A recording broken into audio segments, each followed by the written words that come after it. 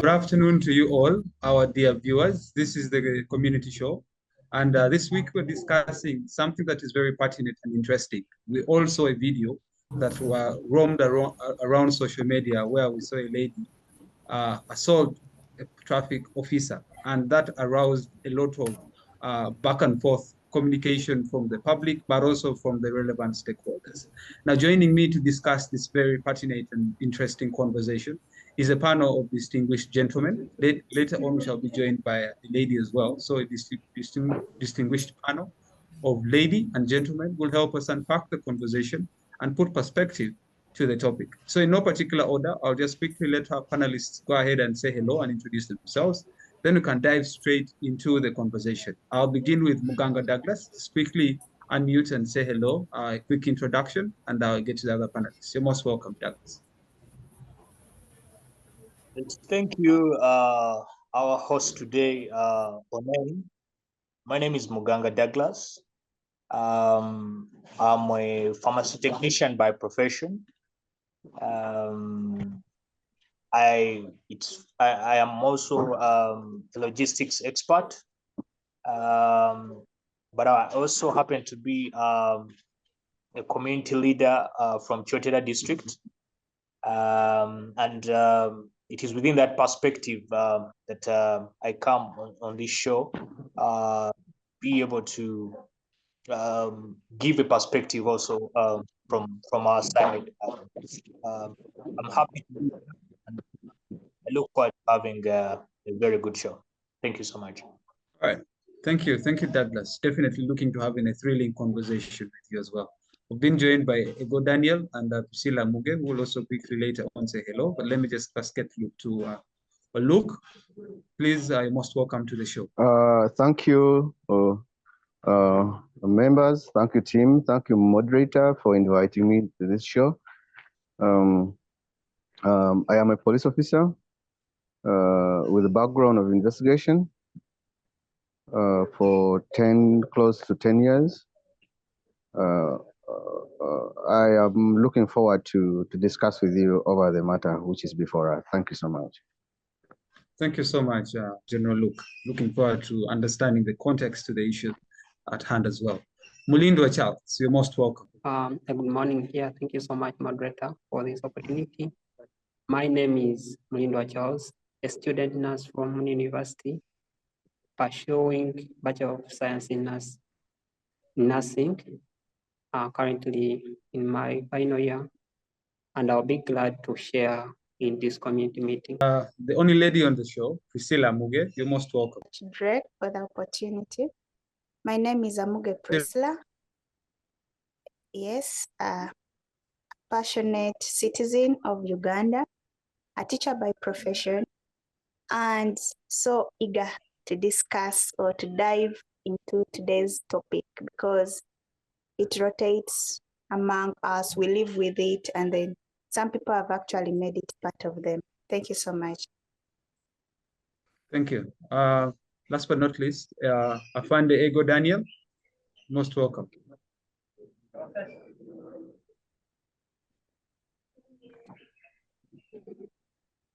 Hello, good morning. I don't know if I'm being heard. Yes, we can hear you. Okay, good morning, everybody.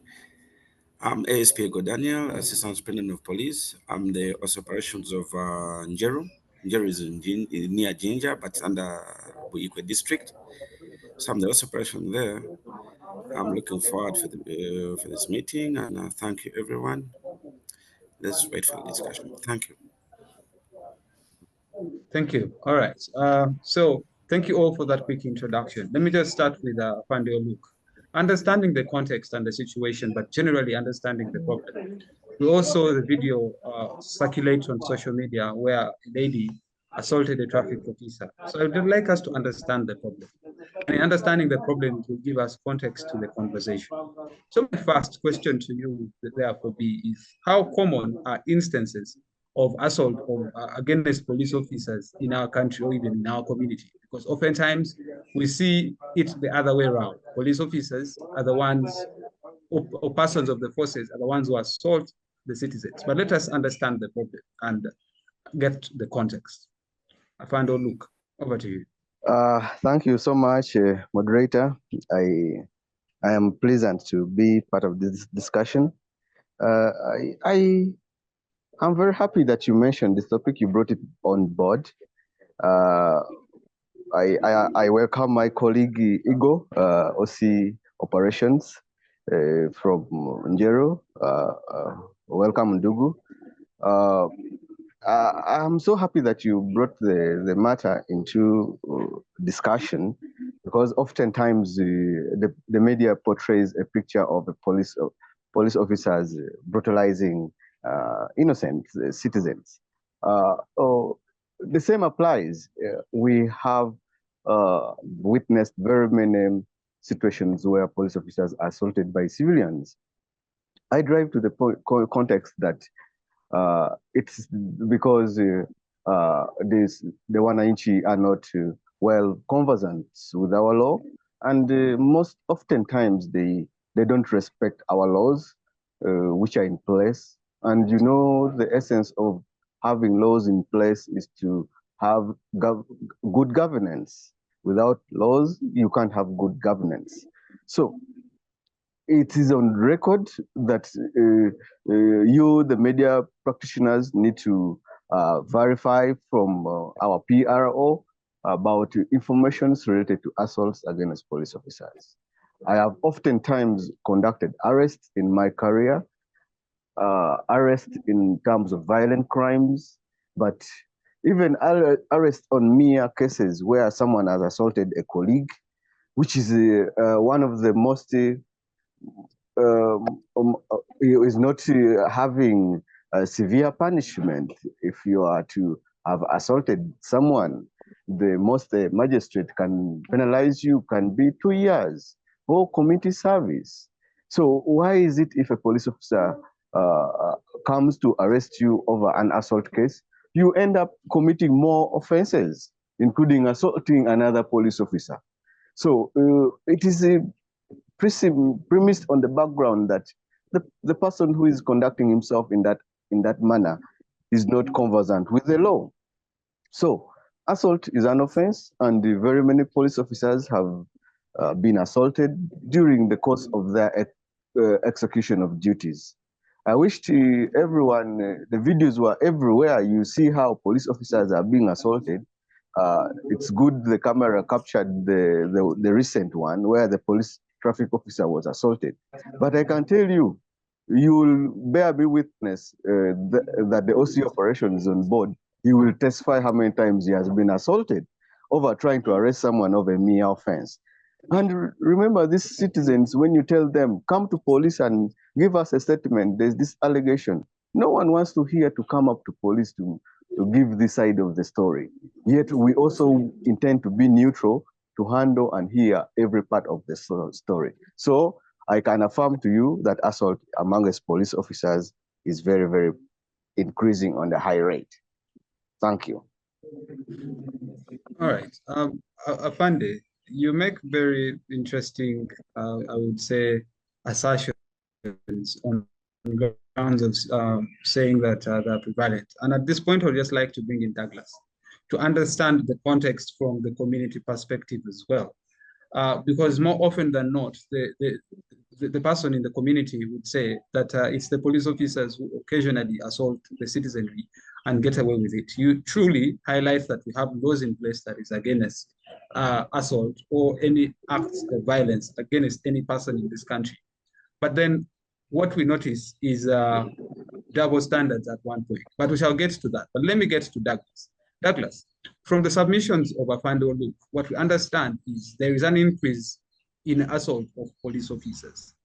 What could be the motivation behind this, the assertion that Afando makes, behind the increasing rates of assault among auto police officers or persons who are enforcing the law?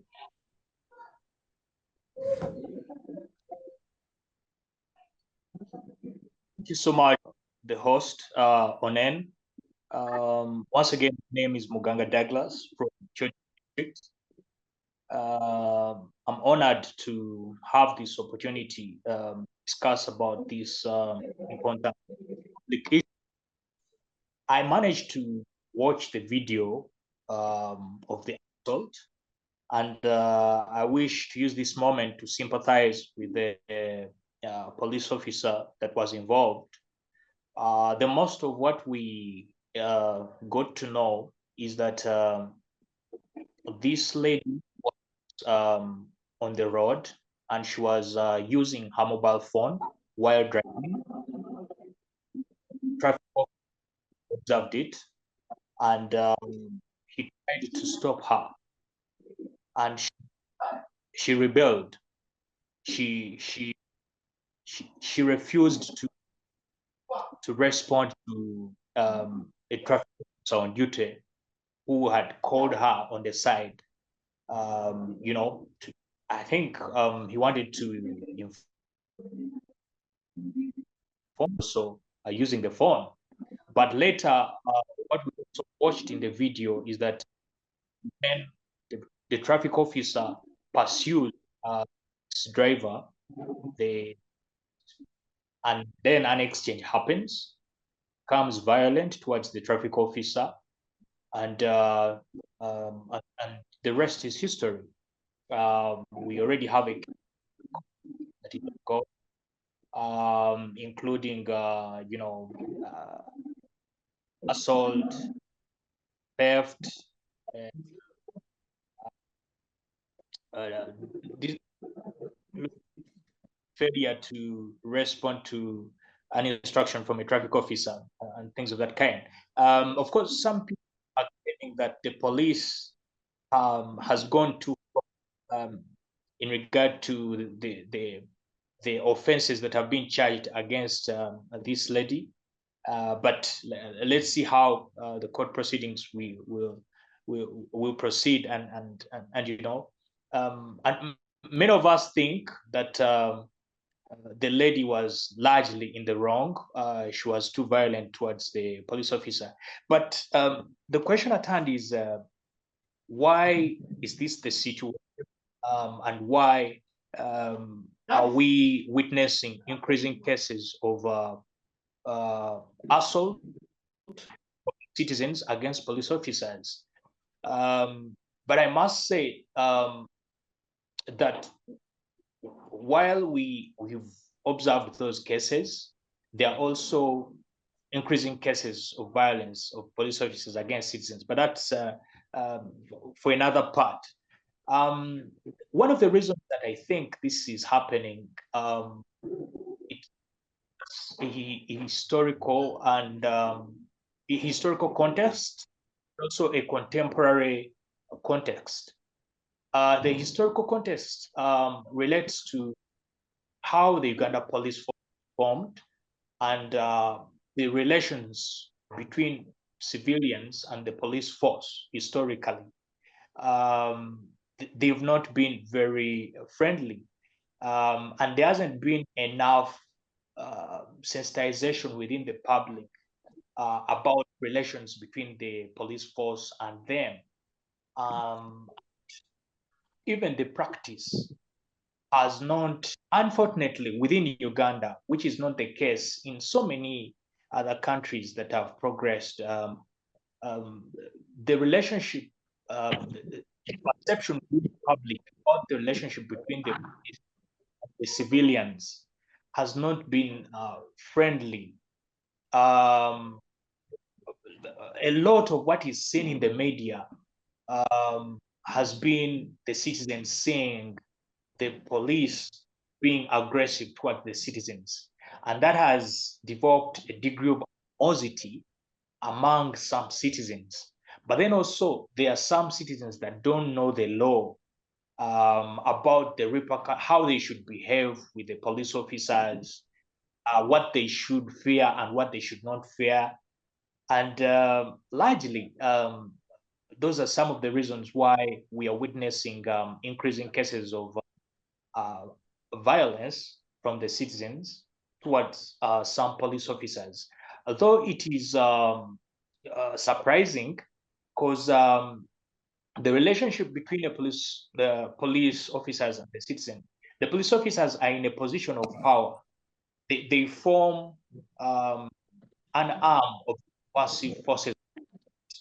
So they're a bit protected, you know, and that's why perhaps there are not so many cases, although there are increasing cases. But then isn't really using police can also be connected to powerful people in the state, and they are abusing the law outrightly, without regard of respect of anyone. And you will witness it within abuse of traffic laws, where people, friends, who happen to be in certain positions of power, you know, they abuse those. And when the traffic officers come up to implement what is rightly their duty, these people who think that they are in higher positions of power, they in many cases abuse them. So those are the instances that I've seen within the community, where citizens are increasingly becoming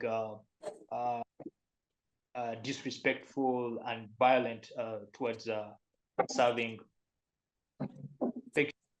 Thank you. That's a very succinct submission that you make there, basically on two grounds. That the motivation behind the increasing levels of the motivation behind the increasing levels of assault among police officers can be premised on two grounds. One, ignorance of the law by the citizenry, and then two, the idea that people think they have power, which then raises questions of impunity. And that is something that you highlight quite well, which now makes me bring in Afande Ego Daniel into the discussion. We talk about the legal framework that is in place, the laws that provide. We have the traffic laws. We have laws that is against assault, among others. Help us understand the legal framework, because ignorance of the law is something that is greatly eating up our society, but also the fact that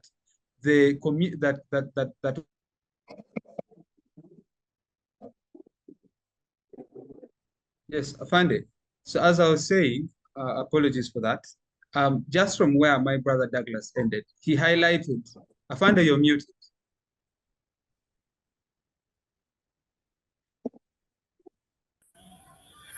Yes. Hello. Good morning, everyone. Again, I think it's still morning. Like I told you, I'm ASP Ego Daniel, and I happen to head the assault desk. I head the MCB. I'm the in-charge MCB. MCBs are minor crimes, and we deal with assault. My office deals actually with assault. It's a sub at the Njero CPS. So the issue, there are laws, yes. See, in Uganda, you're allowed to stretch. The mere fact that anybody stretches, as long as you touch your friend's nose, you have assaulted them. So assault comes when you impact physical, even verbal violence on another individual. And that everybody knows is actually an offense. It doesn't need rocket science for someone to understand that, because it's clear. Any violence on anybody else, people know, even when we're children, when we're kids, fighting with, we would fight, and there by then it looked a bit normal. But then still, that was assault. So assaulting somebody is a clear issue. So, by the time somebody gets up and attacks someone of authority, a police officer doesn't, we don't represent power, yes, but the mere fact that you have uniform, that is authority. So slapping a police officer is as good as waking up, then you're a student and you slap your teacher. It doesn't make sense. The other way around, and the teacher canes a child, it's not right, yes, but then again, it's somehow it's a bit normal, it's impacting this people. But then again, when a person wakes up, that is abuse of authority. So it means either the person was terribly raised, that means they were nurtured poorly, or it's just sharing discipline. It's actually, that is beyond impunity. Impunity is using the law, yes, to get your way. But then again, assault is beyond, that is just total indiscipline.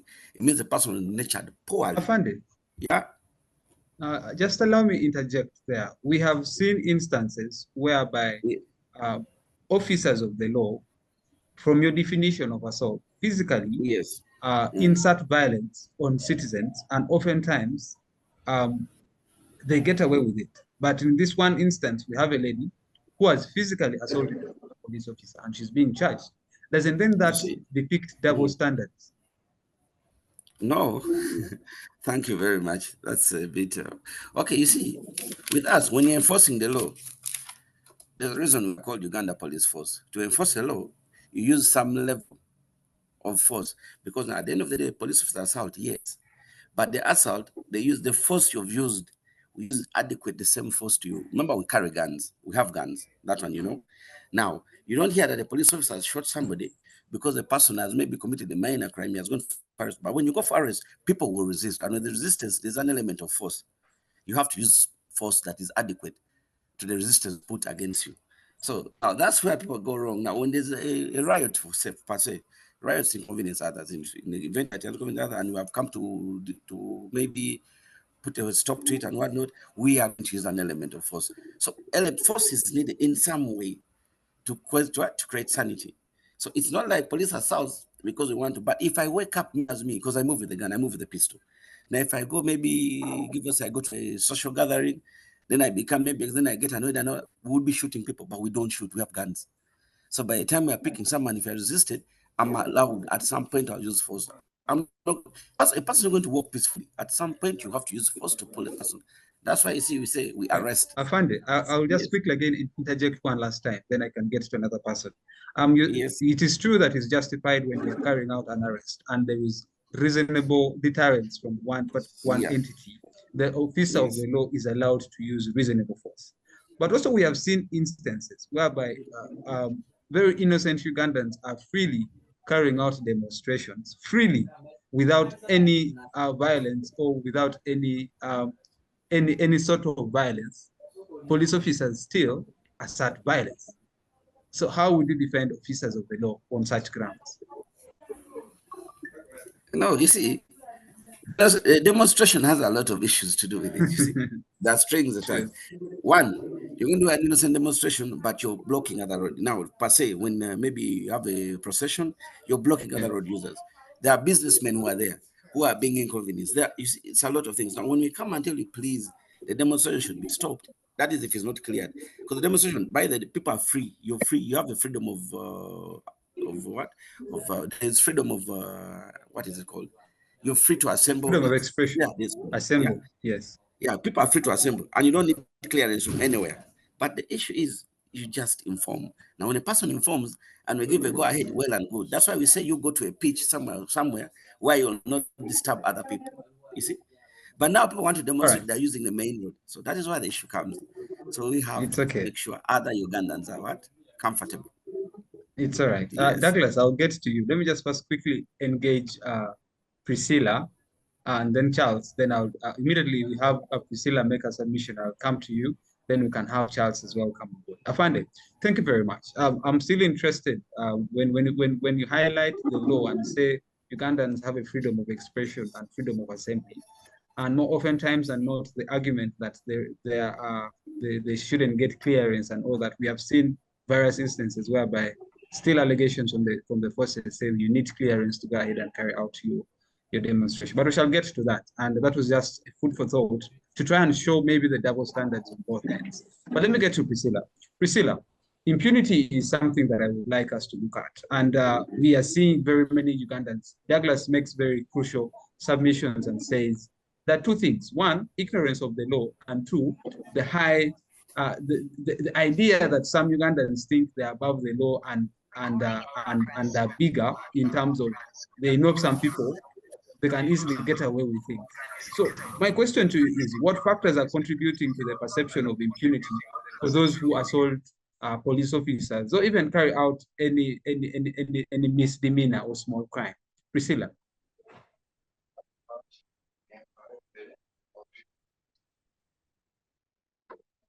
I think so. And is that I would start with the image that the people perceive about the police force. An ordinary person looks at a police post as a place for criminals. So already that perception enough makes the public or the citizens even fear to interact with them.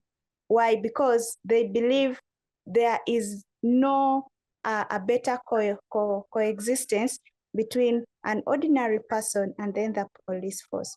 And then also secondly, for very many times that we have seen the police force come into intervening situations that at hand. For some reasons why other citizens would think maybe they're above the law or they have powers is what we have always seen take place on the scenes, and then people are able to get this information. You find that the police force might really do their work. Let's say, for example, do the arrest and then take this person to a police station. And then later on, the feedback we get, a citizen comes out claiming, I was tortured, I was beaten. No, they did this and saw this to me. Now, that alone makes the citizens think they can actually take the law into their hand. Why? Because they believe that instead of getting a fair treatment or a fair judgment from the police force, they actually take them to be victims of torture. That's why you find that some people, even when they have committed a crime, they still resist to accept that, I've done this, and therefore let me take myself to make a statement or do this. They think by peacefully taking yourself to the police station to make a statement, it might end up into one being detained. So the police force in Uganda, first of all, need to work on the relationship they hold with the public. They need to give that assurance to the public to feel that going to a police station actually guarantees your safety. But as long as people still have that mindset that when I go to a police station, I'm going to a detention center, I'm going to a place where I'm going to be tortured, then citizens will always continue to disobey the law. They'll always continue to take the law into their hands because they feel the police force has actually failed. Then the other thing is also sometimes how the police force has been handling certain cases or scenarios.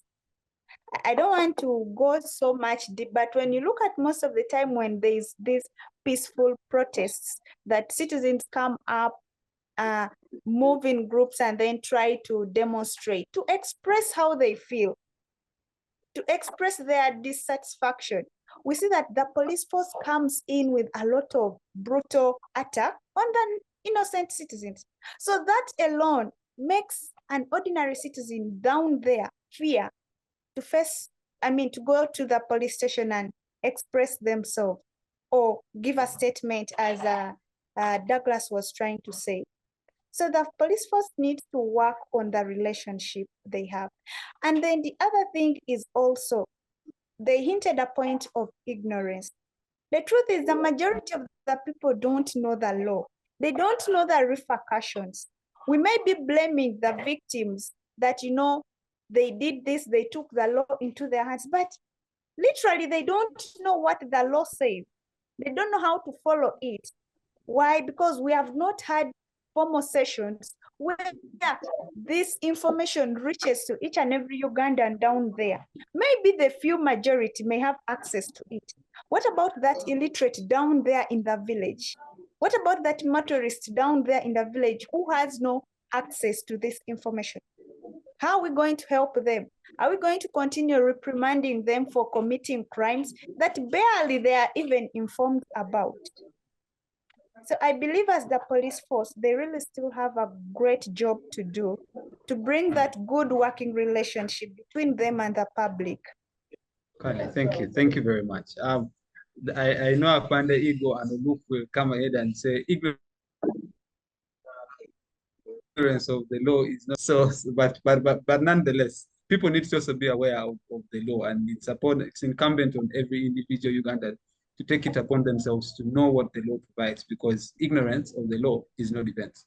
So, but those are very brilliant submissions, my sister Priscilla, and it's very true that the relationship with the police and the citizenry is one that I would term as absurd, because the perception that people have against police is quite different. And I will glad that we have the two police officers with us here. They'll come and help us talk about that perception, but also the rise of why there is this increasing levels of assault against the officers. Is it because there's a problem that they failed to address, or there are other issues that are rising? But let me just quickly get to Douglas before I come to Charles, because Charles has been quiet for some time. Charles, Douglas, your hand is up. Maybe make this quick, please. Thank you. I just wanted the where the police officer was and he was emphasizing the abuse of the law, where he was emphasizing about the violence of citizens, the police. I wanted to say yes, acknowledge that. It's not our way of doing things, and it's no. He's saying that Trevor has never interfered in the case. Reality that is. He's really for Trevor. Of recent, like 3 days, I was at his office. Trevor.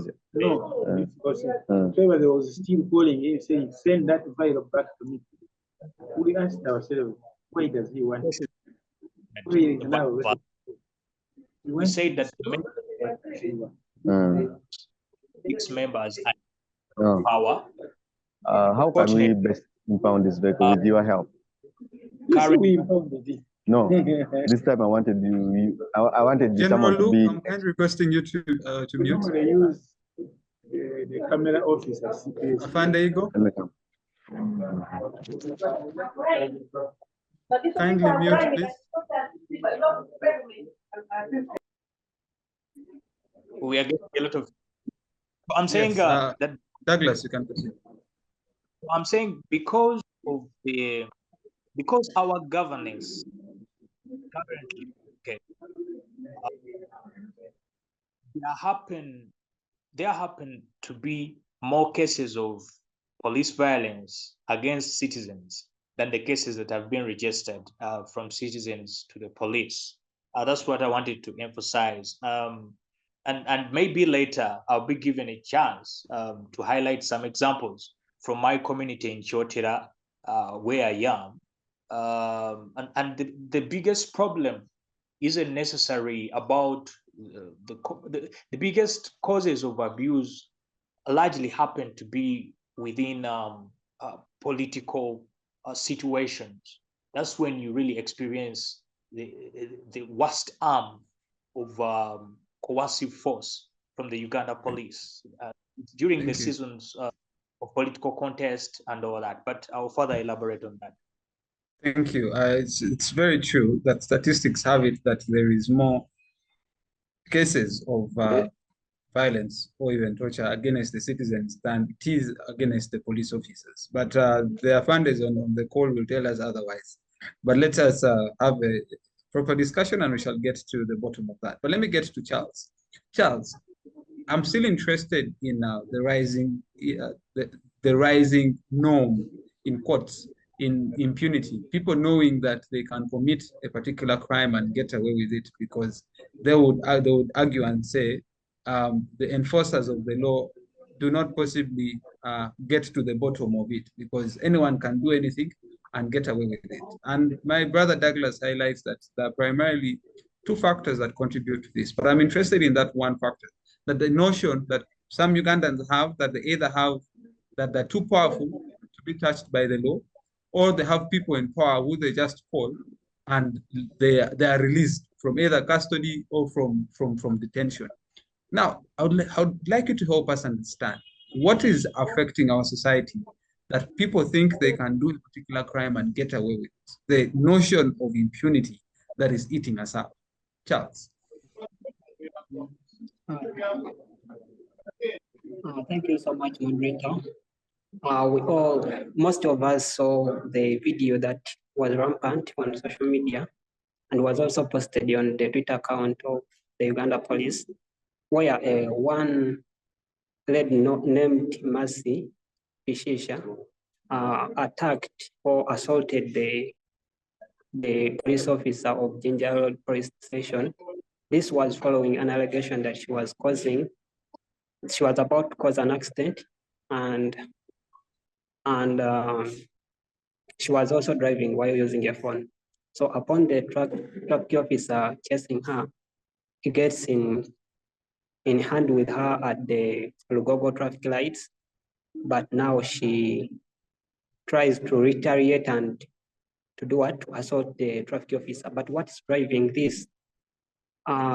This can be, one thing can be lack of respect for authority. Some people knowing that they have some positions, maybe, or they know those who are in government that can rescue them once they do what? Once they do something. Because you see, this lady was assaulting someone, but was assaulting a man on uniform, but was still recording a video as if they wanted evidence of what? Of how to defend themselves. And also trying to confiscate the EPS machine and continued assault, plus taking off his belt. This was some disrespect to the police officer, and mainly people do this to those traffic officers who are of low rank. So they think they can do something against them, and they win it. After all, they have some people that can defend them. But thankful to the authorities that it didn't work out that way. Now that we see that the Nakawa Magistrate Court has remanded her until it is 4th November to hear her case with the cases to answer as simple robbery, assault, and also trying to interfere with the enforcement of the law. And also, what can drive this more is lack of adequate training and support to the traffic officers. Maybe in addition to the training that is given to the traffic officers during their training, they may also need, or if it is being done, continued training on how to handle cases so that they don't retaliate, like to have some self-discipline or ways of conflict resolution so that they don't retaliate. And also grateful to this traffic officer that we saw in the video. We see that he was trying to calm down the situation, but in other circumstances, you may find the traffic officer may start shooting or may also start beating up the what? The civilian. Thank you so much. Thank you so much, Charles. It's very true. What I've picked from the submission is one key thing: lack of adequate training to the officers in situations whereby they're instigating on the other end assault or any sort of violence. But right now, I'd like to get back to the two police officers that we have on the call on societal perception. First of all, on the idea that people know that they can, if at all they, let's say, beat or assault a traffic officer, they could possibly get away with it because they know some persons in power. Or two, the other way around, the traffic officers, or not even traffic officers, generally enforcers of the law, the officers of the law, go ahead and instigate assault or violence against the citizenry and still go away with it. And that creates a societal or public perception that is against the image of the police. And yet, the idea of the police is to keep law and order. The argument that Priscilla makes is that the relationship between the police and the citizenry is one that is meek and is one that is wanting. So let me start with Afande Oluk, then I get to Afande Igo on trying to understand public perception on those two fronts. Afande Oluk.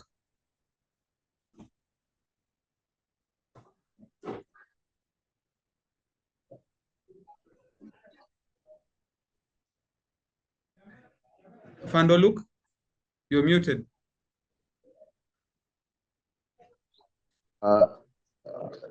Please, I did get that one very well, sir. I'm very sorry, but remind me again. Come back again, and I respond. My question is on two fronts. So it's on one front, but focusing on two ends.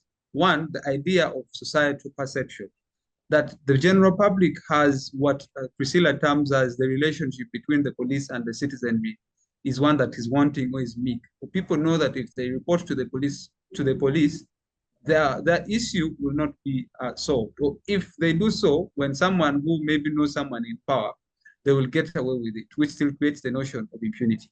So the first question is, the society perception that the people have against the police force in terms of handling their matters, in terms of keeping law and order.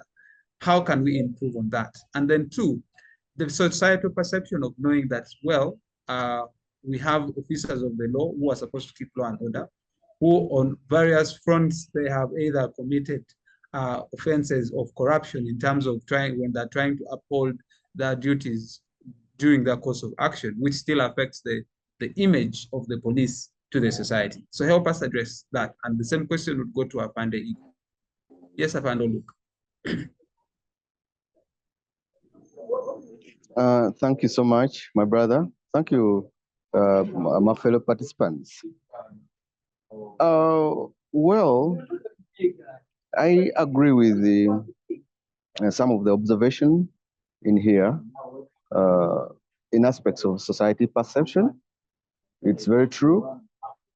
I can tell you, boldly tell you that I had a very bad perception against police as well before I joined the system. And that same perception that I still continue to see people having is still envisaged in our society. Just like one of the discussants said, the relationship stems from the history of the creation of the police and the citizenry, and the citizenry, and the citizenry. I am on citizenry. So this relationship was built on a coercive part of it. I agree that the colonial police by then was so coercive towards the citizen. It could have had an impact in how society of today perceive police. But on a positive note, the relationship has improved. The relationship between the society, the community, and the police has improved. I can authoritatively tell the members that when you look at Article 211, which 210, 211, 212 establishing the police and the mandate of the police, you will find out that clause D of 212, it's saying that the police shall liaise with the civilian community. Now, if I'm to ask you, that clause article is telling us that the police cannot work in isolation. We cannot police a community which is non-existent. Just imagine a society in which everyone was a policeman on uniform. So who would you be policing? You get it right. So we are there to work with the community. Community has problems, and those problems have to be addressed by the authority, who are legally put in place to address them.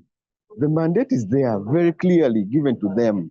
Why can't society look at police as an institution mandated by law to do whatever they are tasked to do, especially regulating assemblies?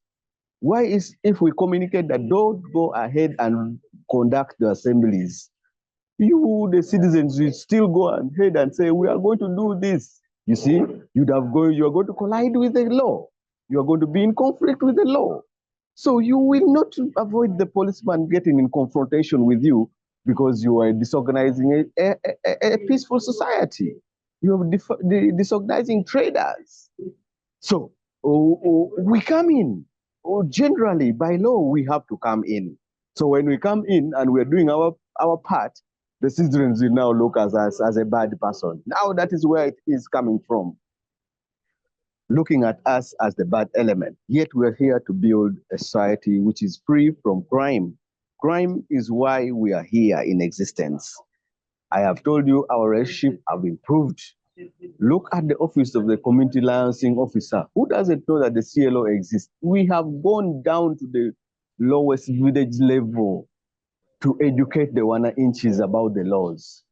But adamantly, the society still forget that we educated them. I personally in very many times, I've educated people on the law, on the laws which are available, which we go and educate them. We find out from statistics which crimes are being committed regularly in this area. Let's go and educate them if it is theft. We go and educate them on theft. We have done that in all avenues, and this is an opportunity for doing that again. And if I have opportunity again, I will do it more and more often to sensitize the community about the dangers of involving themselves in criminality. Thank you so much. Thank you. Thank you so much, Apando Luke, for the passionate submission you made right there. Let me also first then bring in Afande Igo on the same issue in terms of societal perception, the public attitude towards the police in terms of understanding assaults, but also generally in terms of crime. Then I'll get to you, Douglas. Afande Igo. Okay, thank you, Douglas. Now, Douglas, you see, the community, as we speak now, with the government that we have at space, the army, the police, the armed forces is not feared by the public. They are comfortable with us to a point of actually assaulting us. That is why it has got it. So that level of comfort, by the time you see a Wananchi gets up and comes and slaps a police officer, that means we are normal. We are like regular civilians, which is the goal. Because the police is there to protect and serve. But you see, this is more than impunity. Now, a regular person, Douglas, you cannot wake up and come and say, I'm going to slap a police officer. Do you know why people are getting to that level of comfort? Because we have allowed them. The police is so free as we speak now. We live in people, we deal with people. And by the way, let me tell you something. Police officers saying that police assaults people are not known. There are rules, and there are rules of engagement. Because at the end of the day, now, like I think in Amotumba, the OCCID, she was fined. She was taken to court and fined 40 million. She paid, Attorney General paid, I think half, she paid half. So in the event that we torture or assault anybody, we are made to pay. Actually, we are dragged to court. And there's a heavy debt on us, and it's dragging the police really down. So at the end of the day, any evidence got from torture or any other submission, it's in court is admissible. You cannot admit it in court. So they don't allow that. So at the end of the day, police is so free with people. We are inside the people. Community policing, I think, was brought by the former IGP, that's General Kaiwa. We are so much into people. And that's why the level of comfort is so high to a point where someone is there and slaps you. Regularly, someone is armed. We are armed. Technically, we are armed. We carry hands, we carry what? But the person still comes, pushes your head, slaps you. And the level of refrain is really high because that guy was slapped. Nothing, he did nothing. Walked away, went, and we handled. So with the law, assault is not because it's a clear issue because everybody knows. Because now Priscilla cannot wake up and assault. We grew up fearing authority. Authority is authority. And with the authority, this is authority. So by the time someone doesn't feel authority, it means they've gotten so used to it, meaning we are so liberal, so easy to engage with the community to the point whereby the respect has died. They're like, those are just police officers. They stop. Now, Afande, as you conclude on that and yes, as you conclude on that and also get the perception from the public, because it's true that maybe people are comfortable, but it could also be not true that people are not comfortable. So you kindly wind up on that interesting submission. Yeah, I'm not saying people are comfortable, but compared to the old regimes, the old police, before then, everybody feared the police. Police was feared, but now we are not feared. We are into police. There's a lot of community police in there, CLOs. We do actually returns every month. I think returns. We are supposed every week actually. We are supposed to go into community, get engaged, the people see what the problem is and all that. And police is that we are there to protect and serve you Ugandans. That is our mandate. That is our work. So people who come and talk about police is this, police, but when somebody gets an accident, police is there. Somebody has collapsed in the road, police is there. Anything, even a medical emergency, someone is sick in the house, collapse there, police come and we respond. We are the ones who take it to hospital. That will not be seen. But now the small happens because of a demonstration, and actually it's politics that comes into play. Now that's where the difference is. But in actual sense, police is there to protect and serve, and that is our mandate, and we're doing it. I think we're doing a good job. Thank you. Definitely, you're doing a good job, but also at the same time, let's hear from the people in the audience. Thank you, Douglas.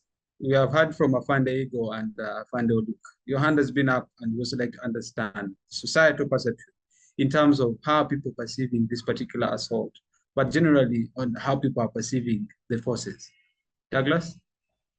Yeah, thank you so much, the host. I wish to thank the two police officers for their submissions, but I would like to make some clarifications about what they are trying to portray here. One of the officers quoted the law, and yes, we have the law in Uganda and what it states. But our experience has been that a lot of the law is not followed to the letter. For the many instances, I wish to refer the police officers to the human rights reports organized by the Uganda Human Rights Commission, Amnesty International, Uganda Law Society. The human rights report will give you statistics about the extent of abuse of power by the police force against civilians. And in many cases, they cited some examples where they claim that there are some police officers that have been held accountable for abuse, but that percentage is the smallest. Majority of the cases where we've seen police abuse rights towards citizens, they have gone off scot-free. And especially in relation to politically motivated abuses. I wish to cite an example because I'm from Chotera district and I've been involved in the political process within Chotera. In 2020, where there were campaigns in Chotera district, there was one of the most violent incidents within that year where one citizen, if I can remember the name, the gentleman was called Richard Kayavula. He was shot while at a rally of an opposition political candidate for parliament, Chotera County, the serving member of parliament now, Mr. Mpalani, in a village called Nakatogo. And there were 4 other people that were injured. No police officer was brought to book for the murder of that citizen. You would wonder why the police would be forced to shoot bullets, live bullets in a crowd, and that is just citing one example. We've not mentioned the kidnappings that have happened against political activists perpetrated by members of the police force and other security agencies. So for me, I think the police officers who are here, and they need to listen to us as citizens, Mr. Ego Daniel and the other police officer, I forget the name, but they need to understand that we, the common civilians, and them as professional officers, because I must say within the Uganda Police Force, they are those professional officers, and we give credit to them. But then there are those who have been indoctrinated to follow partisan interests and abuse, especially political rights against civilians. That is what we all must unite to condemn. I invite all police officers to also condemn that, and we are all victims in this situation. Members of the police force are victims in that their institution has been captured by political interests for those that happen to be in power. So they don't fully fulfill their constitutional mandate. They become compromised. They deliver selectively on the law, and they favor certain people, and things of that kind. So I wanted to bring out that point properly, that the root of our problem is actually the root of our problem of relations between the civilian and the police members of the police force is inherently the problem that is affecting many other issues within the country, which is bad governance. And we need to unite as civilians and members of the police force that will resolve the problem of bad governance. We observe that the problem where you have the presidency having a lot of power, that it appoints the IGP and other commissioners within the police. You observe that these appointees in other situations, in other countries, for instance, Kenya, how is the IGP given a job? It is not a privilege of the president to appoint the IGP. So when you have the IGP and other commissioners appointed by a partisan politician who happens to be in the office of the president, you have mercy on these gentlemen. Who are they going to be loyal to most? Are they going to be loyal to public interest? Or they are going to always be cautious not to disappoint the appointing authority who happens to be the president at the moment. Even Douglas. within our laws, we have our problem, and we need to include that in our discussion, that we need to pay attention to solving those relations to significantly improve civil and other relations. Thank you so much. All right. Thank you. Thank you. Those are very pertinent issues that you raised there, which at this point would like to bring in Charles. Charles, I'm trying to understand still public perception against the police, but also an understanding that we still have a rising levels of impunity, but assaults generally. I'd like to get your views on societal perception against this particular incident that occurred, but generally on the ideas that we need to, that we uphold against the forces. Charles? Yeah, thank you so much. Well, thank you so much, moderator. I would also agree that the relationship between the police and the civilians or the people of Uganda is not all that good. And most of the things that happen, the assaults and other things, or the corruption, like the bribes they get so that they can be allowed to do something, most of them are not captured on camera. And for this particular incident, almost the civilians were on the side of the policeman because he didn't retaliate. But could it be that he also retaliated and he fought back? Then I think they would have favored their fellow civilian as well. But in this regard, how are we going to strengthen the relationship between the police and the people? As one Afande, I think Afande Ego at first said that they organize community meetings with the people. This could be better if these are done like countrywide, both in town and village. Because if you are to consider going to a certain village or a small town council in Uganda, for example, me, I'm in Arua, but I've not seen much of that happening in the rural areas of Arua, finding the police coming to the trading centers to do what? To liaise with the community and also teach them the law according to the penal code conduct. So it would be better if these are done by it may not be that it starts from up the state, but these local police stations should be encouraged to, to start conducting community outreaches to their communities. Like they find people in their trading centers and talk to them about the law, because many Ugandans have not read the Constitution. The Constitution is quite a bigger book, and also the penal code is also something that may be big.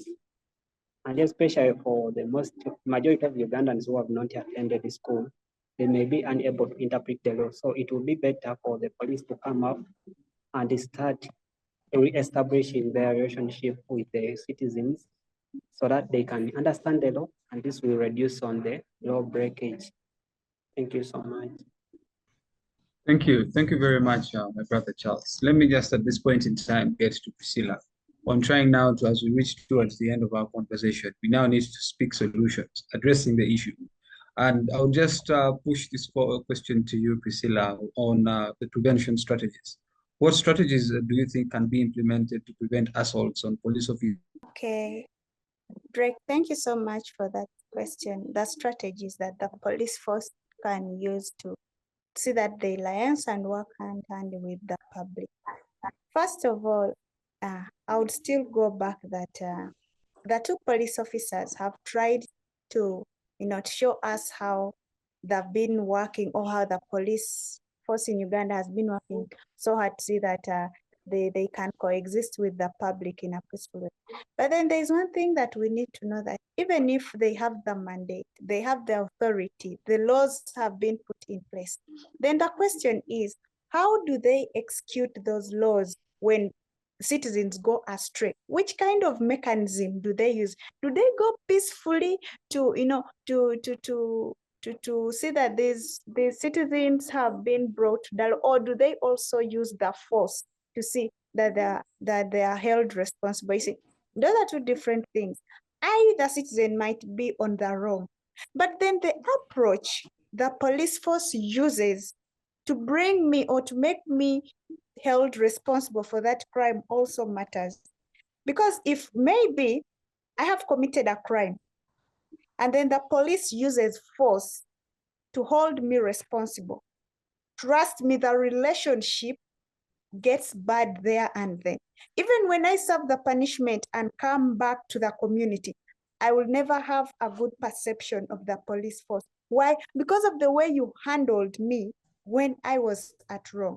Then secondly, they also say that the laws are in place, and then they have even support in the constitution. Yes, we may quote all these articles or the clauses, but do we do the saying? I mean, do we do the action, or they just do the talking of it, that this clause or this article says this and this? Do they come back on ground and implement these clauses as they are supposed to be, or do they go astray there? Because I don't think someone would just become violent from nowhere. There could be a cause or a reason that makes someone to react in the way he or she ends up reacting to a situation. Then back to the question that you have asked, Drake. One thing that the police force in Uganda can do is, first of all, let them work on their image.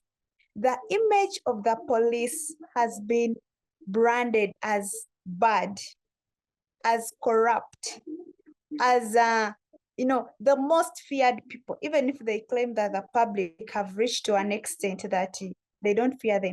The people, the public, the citizens of Uganda have already lost trust in the police force because of the different bad scenarios, or the bad experiences that they gain, or I mean that they experience when they interact with these people.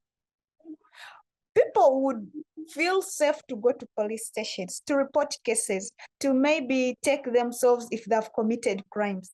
But the way the police force handles them has really made people to have that bad image of the police.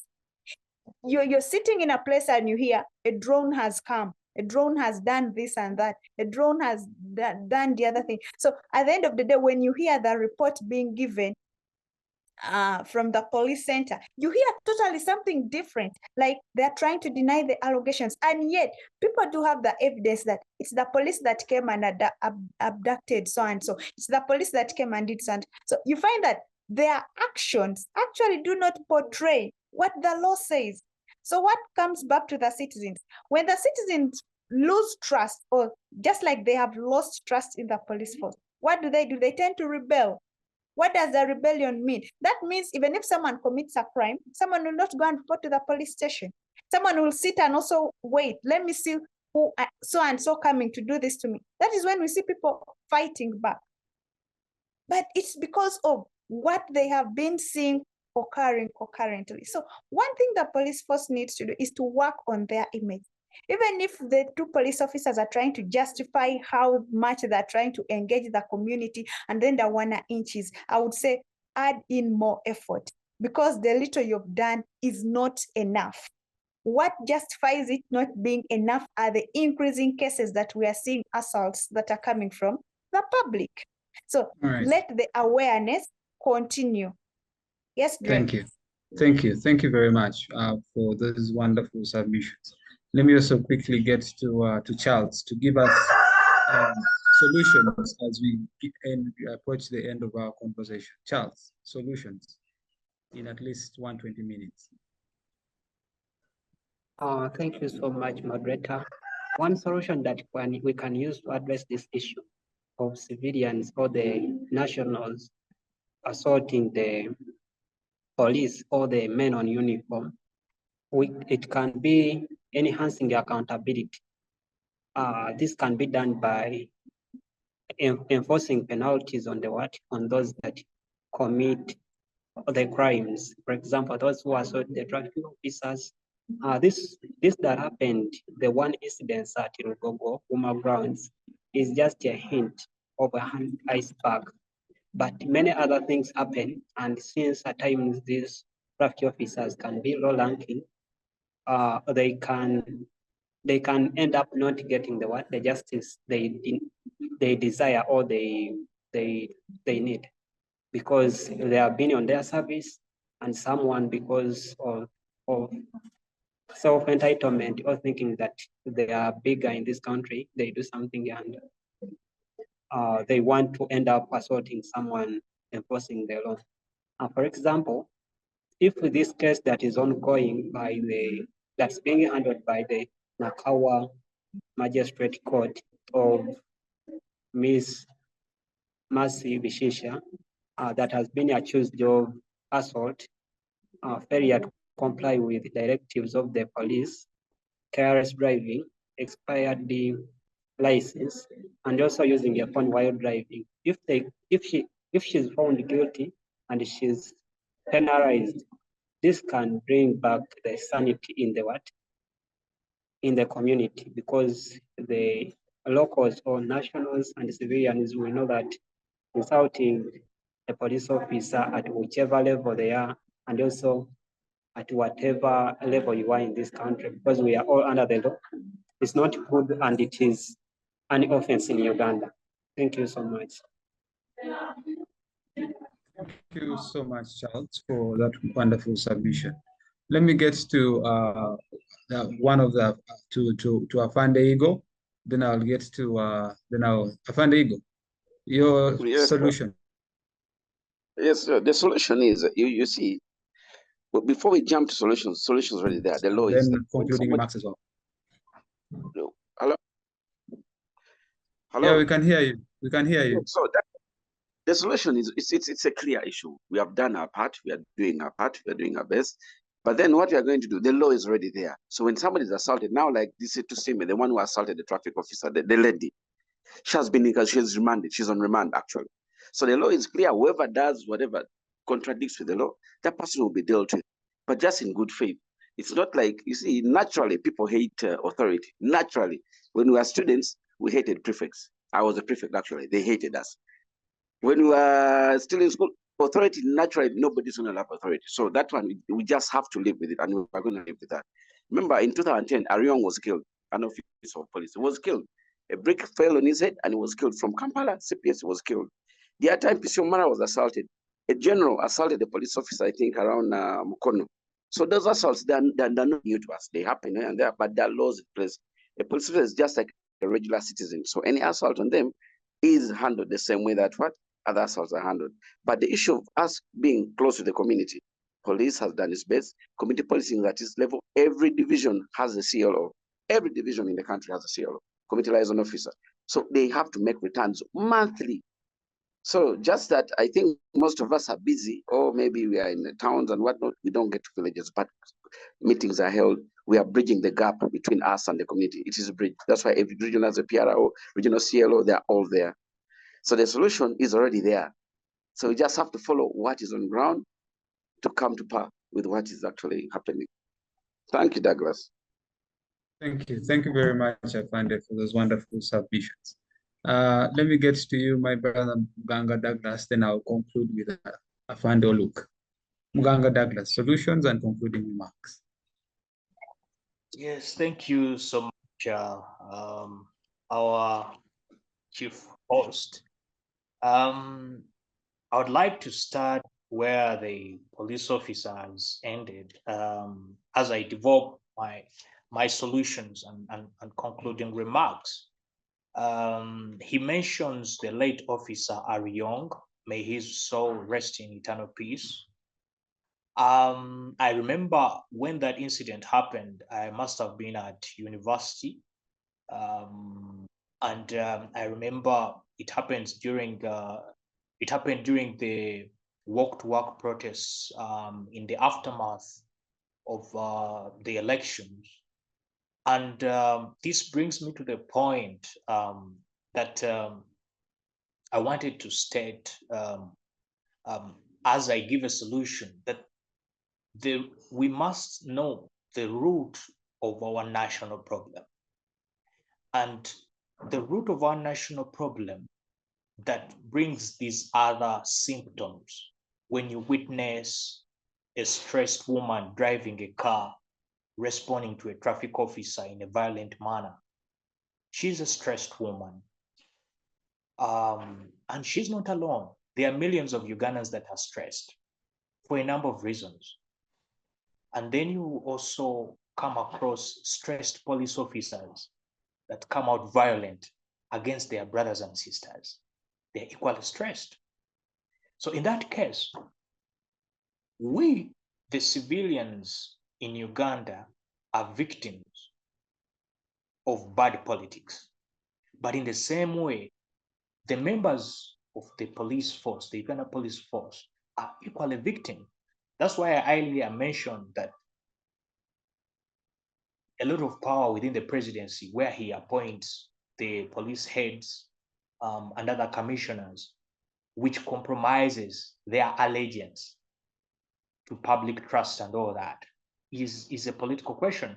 And the police officer responded in the chat that this is an issue of the law. Yes, we have problems within the law, and we must agree as Ugandans to change those laws, And I wish to state here that one of the reasons that I'm presenting myself to stand as Member of Parliament for Chotera County in 2026 is to make a contribution towards reforming a number of laws that are responsible for governance inadequacies within our country. But I need to emphasize that the institution of the Uganda police is as much a victim of bad politics the same way that the Ugandan civilians are. So we need the police officers to understand this, and maybe they will join us in demanding that we sanitize the political question within Uganda, such that we prevent all these other problems that are happening from citizens and then from police officers towards the citizens. That's what I can say. And the solutions are extensive. In instances where you say that some police officers have been violent towards civilians because of stress and all that, the solution would be improving the welfare of police officers and improving their working conditions, so that when they come to the public, they are in a good mindset to operate as normal police officers. But then the question will be, when you have a bad governance problem, the resources that are allocated for the welfare of police officers, due to corruption, state-inspired corruption, many resources are not channeled to do the right things that would have improved the welfare of the police officers. But that in itself, not being alone, you find that when the governance question is not resolved, when there is corruption, there isn't even enough resources that are channeled for police welfare and also for activities like sensitizing the public about their mandate towards the police and the police's mandate towards the civilians. So eventually you see that the center of our problem is bad politics, and we need to unite with the civilians, members of the police force, and say enough is enough. we need to get our country restored to sanity. That is what I think. Thank you so much. Thank you so much, Douglas, for that very interesting submission, and good luck with the upcoming elections. And people of Chotera will definitely have a very good legislator if you bring those reforms. Last but not least, Afande Luke, your way forward and concluding remarks. Thank you, Drake. Thank you, members. It's been an interesting debate, but I sympathize with my sister, Priscilla. The next time there's a discussion on violation of rights of citizens by police officer, I nominate you to be one of the discussants. But I can tell you that assault or violence against police officers is what we have been looking today. But your response again is like responding to violences orchestrated by police officers against the civilians. I have told you here that the violence against police officers has escalated. One reason being that we don't respect the law. We have put the laws, but we don't follow them. The laws are made by our area MPs of parliament, and we are the ones who know them. Everyone knows that an assault is an offense. Really, simply, Priscilla, is that what you want us again to start going over the radio, telling everyone how assault is an offense? A police officer in uniform has stopped you on a traffic road, he's doing a duty diligently, and he stops you, and you wake up, just laugh? Which stress is that? My brother, Douglas, saying is stress. Leave your stress in your dressing room. Don't carry it in offices. For us, we are trained how to handle stress management. It's a subtopic under which we undergo through training. Why the police officers have a training for more than a year? One of the hardest drills you ever encountered while you're undergoing those trainings is to prepare us for situations like this. But where someone is mugged and beats you up, a police officer, you have a right to report it. A police officer can be assaulted even when he's armed. So we have received incidences where police officers have been assaulted very many times. Only that you have not come to the limelight of them. My fellow officer have given you the one of the Mukono. But now, I give you the incident of yesterday. You're saying we apply the law selectively. I can assure you the information I have is that the woman is a member of the ruling government. But we did not spare her. We took her to court for assaulting a police officer on duty. And one incident I can tell you, when those two cases reach in court, they look different. A civilian assaulting a civilian is something else. But a civilian assaulting a police officer, the magistrate will ask, what is this? As if you have not seen a police officer in uniform. You don't respect authority. So I request our fellow civilians to respect the authority, that one in uniform. Don't assault. Don't assault your fellow colleagues. Why should you assault your fellow citizen? Have love for each other. You will avoid assaulting the other. So, but the aspect of doing community policing, my dear brothers, we have done community policing. I don't know who doesn't know which law is against the penal code. Every law is in penal code, every citizen now knows that is against the state. Any penal code laws is against the state. It's not against the officer who has arrested you. It's against the Uganda, the country called Uganda. So for us, we are there to execute the mandate that the law has given us. We execute it, we don't diligently. I was very happy, very impressed about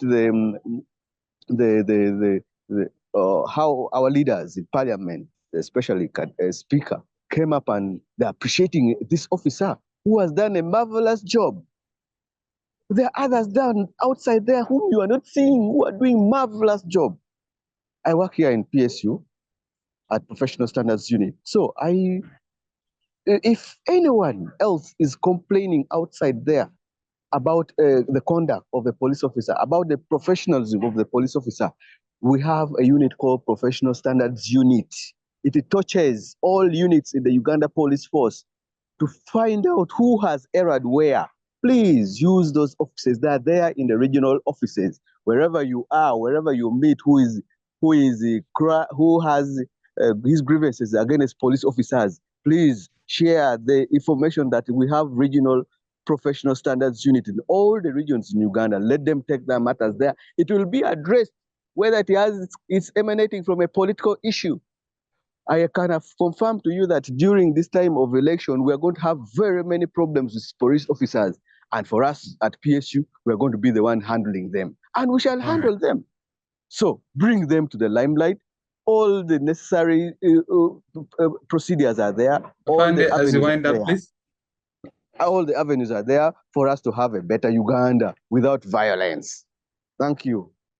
Thank you. Thank you very much. And thank you to you all, Muganga Douglas, Afande Igo Daniel, Mulinda Charles, Priscilla Mule, and Afande Oluk for the wonderful discussion that you've given us today. And tonight we've been discussing assaulting police officers, and the question was on the rise of impunity. And you have given very interesting insights and perspective to the conversation. So very happy, and thank you for that. Otherwise, this has been brought to you by Center for Constitutional Governance and Civic Space TV. My name is Douglas Prekonen. See you next week, same time, same place. Bye-bye.